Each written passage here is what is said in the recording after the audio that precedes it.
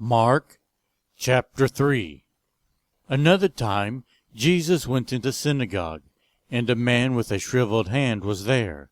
Some of them were looking for a reason to accuse Jesus, so they watched him closely to see if he would heal him on the Sabbath. Jesus said to the man with the shriveled hand, "Stand up in front of everyone."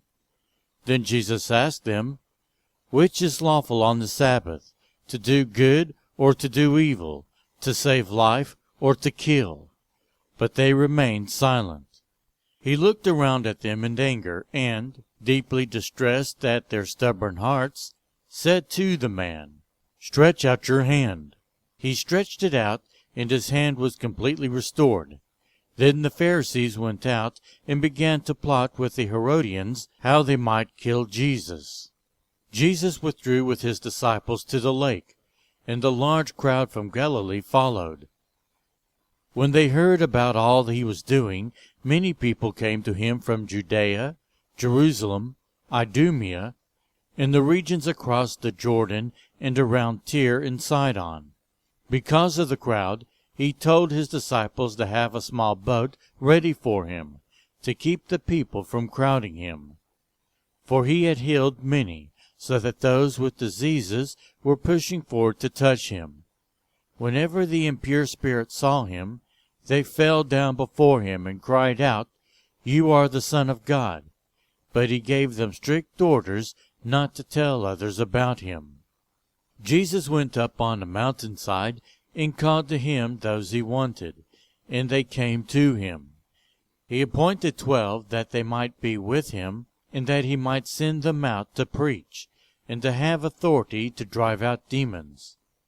These are the 12 he appointed: Simon, to whom he gave the name Peter; James, son of Zebedee, and his brother John. To them he gave the name Boanerges, which means sons of thunder; Andrew, Philip, Bartholomew, Matthew, Thomas, James son of Alphaeus, Thaddeus, Simon the Zealot, and Judas Iscariot, who betrayed him.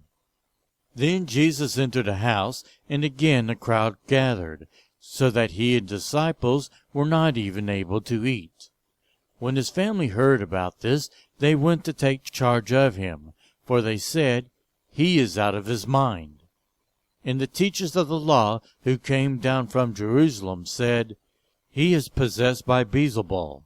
By the prince of demons he is driving out demons." So Jesus called them over to him, and began to speak to them in parables.